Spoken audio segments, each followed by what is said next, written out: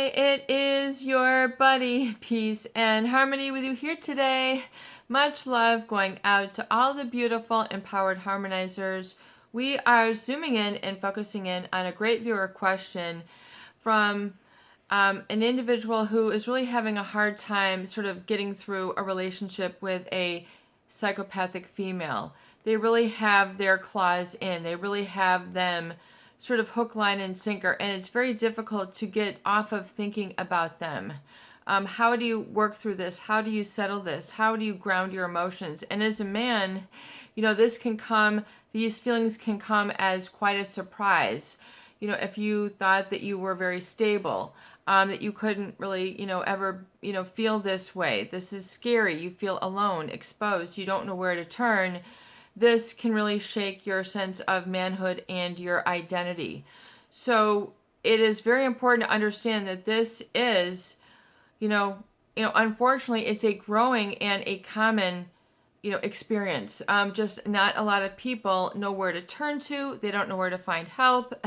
They don't have people that they can go to. They don't know if it's just them. So they end up asking a lot of the wrong questions and staying in very just sort of very problematic and very post-traumatic stress-like states where they're in a lot of fear. They're not able to just sort of find solutions and move on. You have a feeling that will halt you, like a feeling of fear, and you don't know what it is. It then becomes like an irrational fear. This can then become a feeling of paranoia or suspicion about what's going on with them or, what's going to happen to you. And things might be very foggy or cloudy, meaning that you don't feel that you're thinking very clearly, that you're in a funk or a grog, and things just don't feel good. You really then develop really sort of an internal climate, if you will, that you have to get back, kind of like really start to own, almost like a very, tall building. You have to own and stand upright. You have to get a feeling for really getting self-support back. And part of the problem with the female psychopath and the manipulation tactic really becomes that of one of sort of as if you're, as if you don't follow them, something terrible could happen. This feeling of doom, and like that you would be insubordinating to them, or and then so you don't want to do. You have a hard time saying no. You have a hard time getting a grasp of reality of the situation. You have trouble owning your own truth and expressing it and living it. So it's very important to understand that at these times, yes, emotions can get the best of you. And it can become a very strong feeling of overwhelm, and this anxiety, just sort of an anxiousness, will sort of trip up your system, cause you, a lot of stomach discomfort, feeling sick, nauseous, eating the wrong things, just not being in tune with your body. It creates a sort of wall, an emotional wall that you have to sort through. So it is very important to learn how to understand and manage this and understand the cause that creates this effect, particularly when it comes to sort of owning, your wholeness and your freedom and liberation in the relationship, and so that you're not continually feeling repounced on, or that you're still dragging it around with you. And part of the feeling of dragging it around with you is because it's really gotten to your I am, your identity, who you feel you are.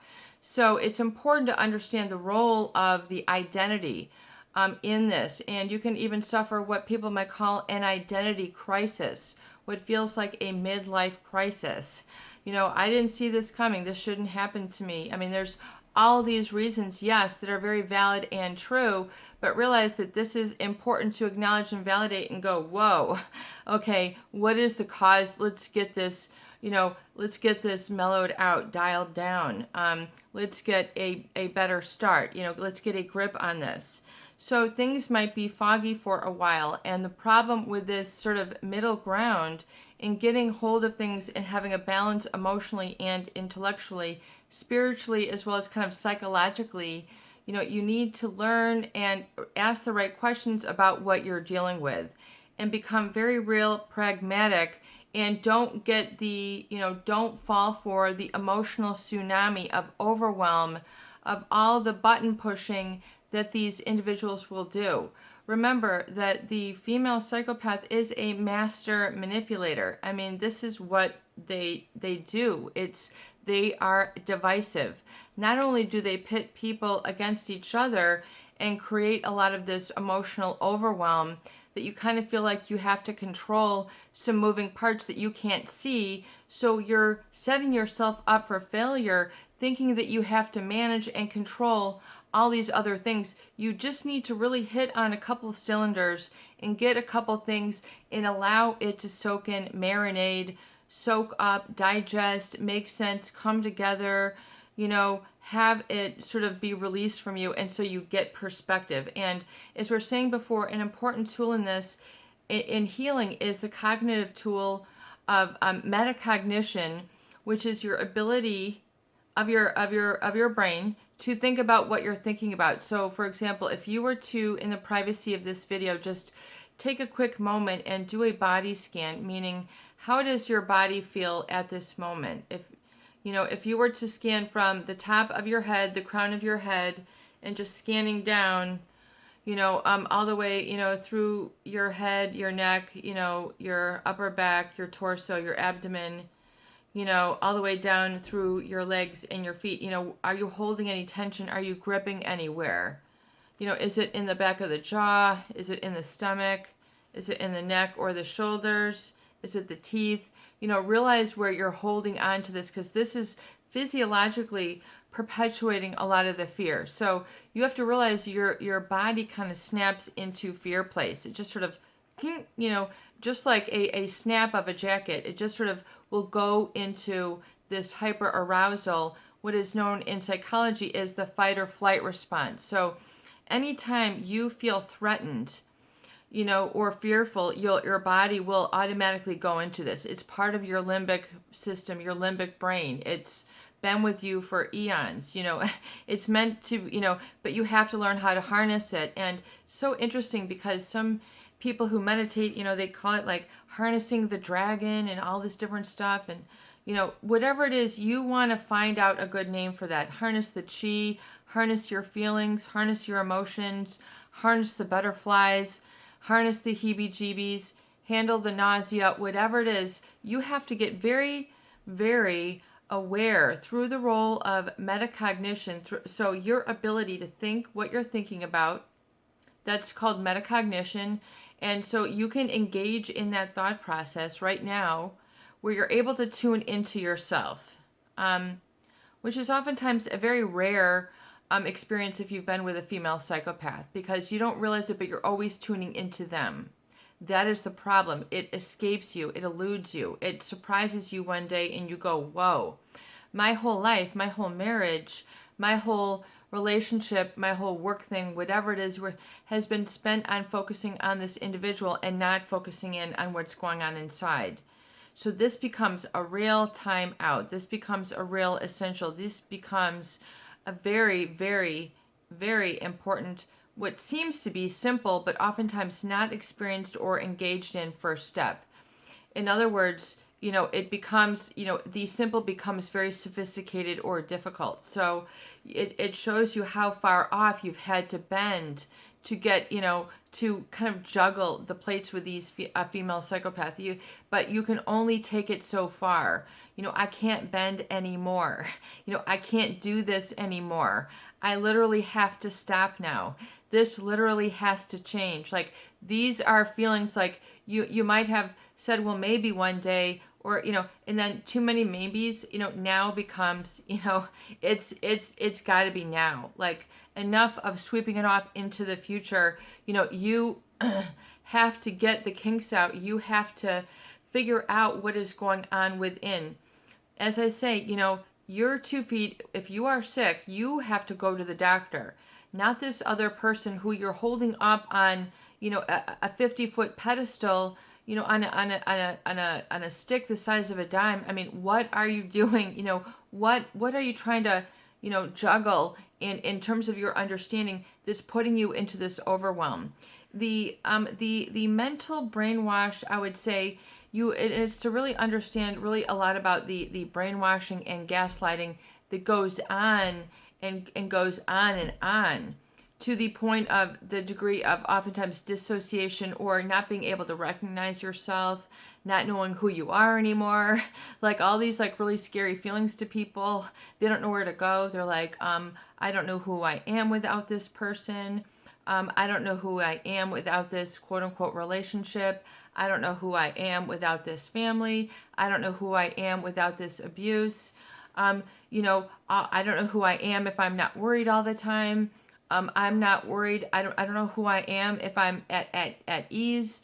So all these, questions come up, and then it's just like, at this time in life, I should be doing better by now. So you have this like internal tug of war that you will be engaged in. So you'll be having this internal unrest, and you have to like calm the sides. You have to realize that oftentimes the relationship with a female psychopath will create an antagonism or antagonistic relationship for you, meaning one that is wrought with trouble, fights, fear.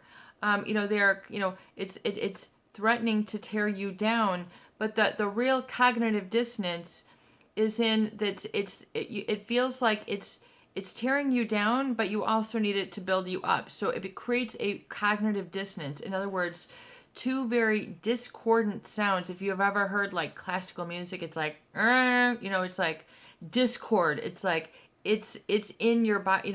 You're experiencing discord in your body as well. So for some people, they get then very used to this discord, this cognitive dissonance.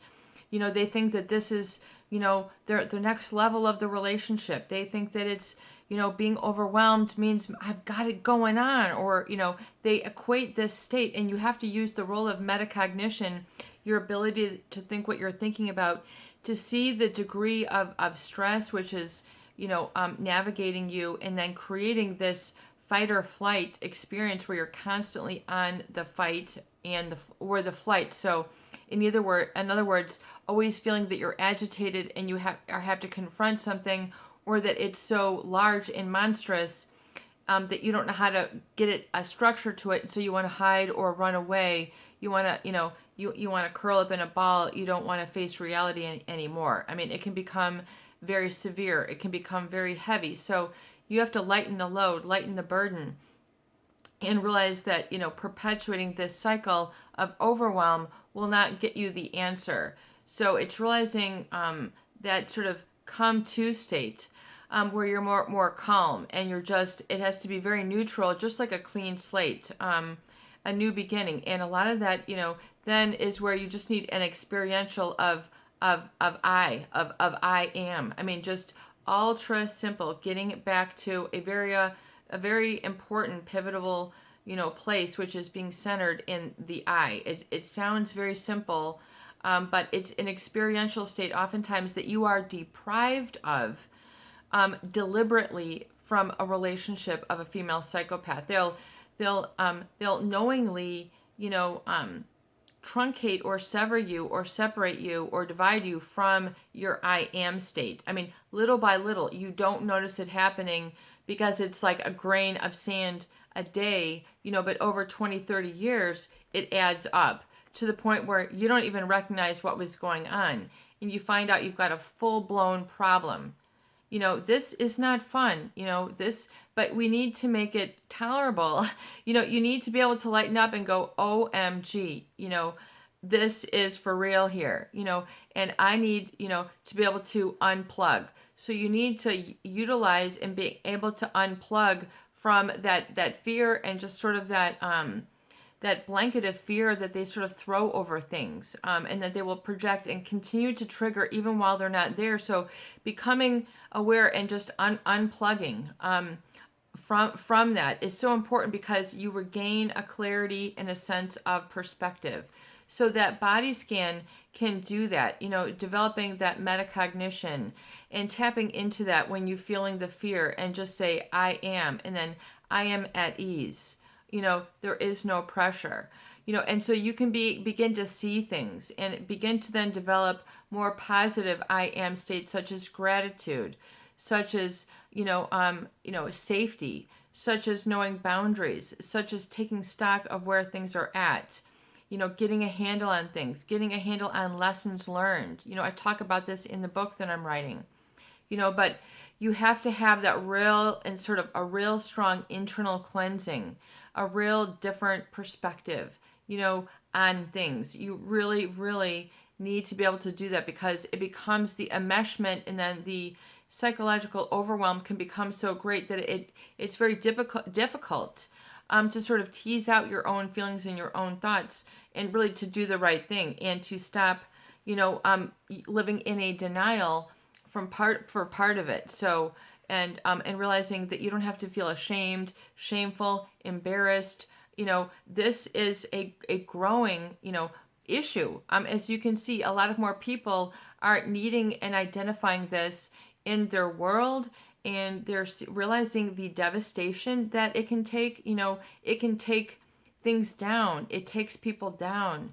It's destructive. It's harmful. It's irrational. It's for them and not for others. It's and they take the problem is that oftentimes they don't feel any feeling of regret or remorse. So while you're going through all this, they can't resonate with feeling sorry for you, apologetic, seeing things from your perspective. So you really have to be on double duty to regain your perspective and begin to be self-supportive, and then surround yourself with others who are also supportive and encouraging as well. Having a real awareness and empathy for yourself, meaning to just surrender, just to, cease, whatever it is, all those unproductive thoughts or habits, and realize that these things will clear up. And you will then begin to be restored, and just to a lighter feeling, is a man, a woman, just being willing to say, okay, I release, I forgive, and I will understand. And the sooner you can do that, it'll be easier for the pieces to come together when we talk about some of the aberrant behaviors that are discussed here. You'll be able to see it for what it is and say identified, and then being able to restore your I am with integrating that experience. And that is very important that you give that to yourself on a regular basis. So it might need to become deliberate, where you really enter into these states of release, so you can rehearse, rememorize, and rememorize it, so your body can kind of get used to it as a new muscle memory. It's a very kinesthetic experience that you need to give yourself for some relief. This is your body, peace, and harmony here today. I hope that these videos do help. Please share, please subscribe, and please donate for more great tools, videos, discussion, and support. Peace out, peace in, peace be with you, and have a beautiful day. You got this.